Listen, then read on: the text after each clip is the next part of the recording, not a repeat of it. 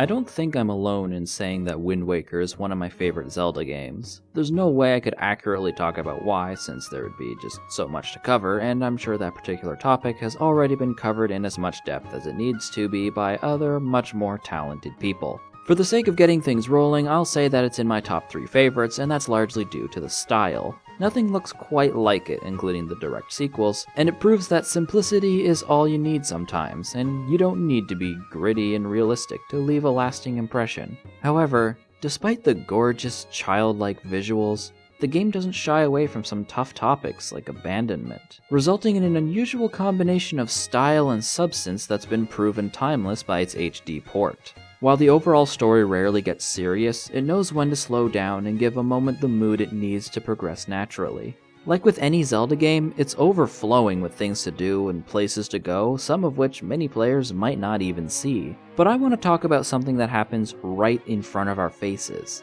Something that already held some pretty serious weight within the game's own context, but becomes something else entirely when you bring another into the mix.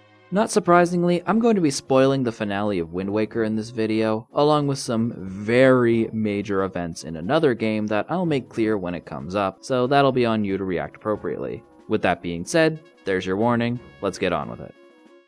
So, the scene I'm talking about is the game's climax, fighting Ganondorf as what remains of Hyrule floods, whatever power keeping it intact slowly fading away. This is already a pretty powerful scene when you consider what it really means. Ganondorf, the Master Sword, the Triforce, and even Hyrule itself are lost forever beneath the ocean. All those key elements of the whole Zelda series are gone from that part of the timeline with no way to bring them back, so they're gone permanently. Fortunately, as opposed to an entire kingdom and the surface world, only 3 lives are lost during the second flood.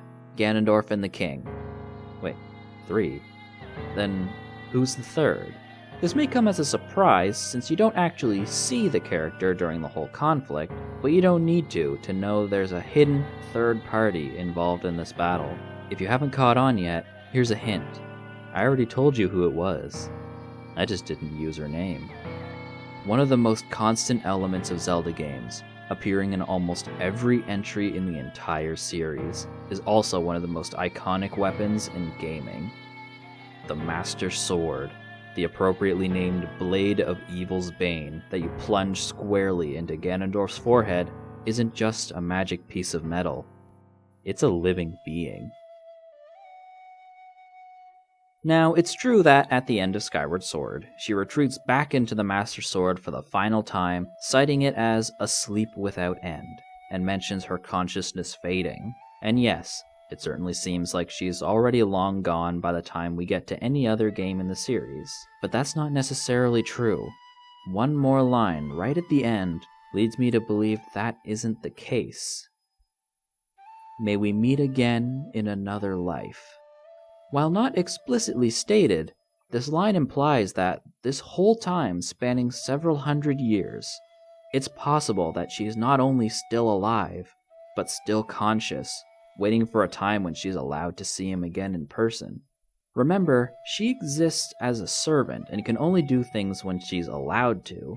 Presumably, she takes her orders from Hylia, but, of course, Hylia isn't really around anymore.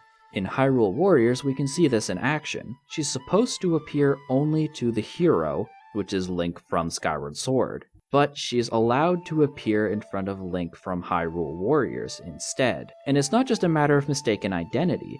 She knows that he's not the same Link, and she even outright addresses this, and yet she's still allowed to join him. If you want to consider Hyrule Warriors events, which, yeah, it's not canon, but I still think it's worth taking into consideration because, despite being a spin-off, it is still a Zelda game, but of course you can just ignore this section anyway, so I guess that's really up to you. It's possible that Hylia left some kind of contingency for this event. After all, if she could expect that someone would appear that's worthy of picking up the sword and actually using it, it's possible that she expected those events to all happen as well.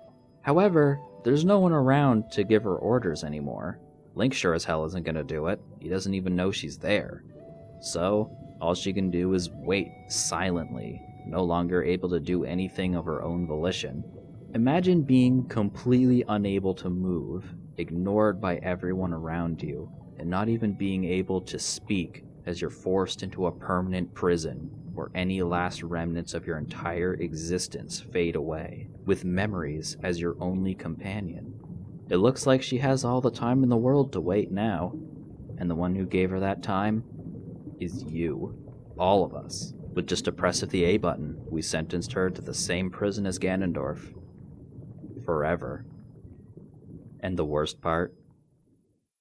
No one will ever know.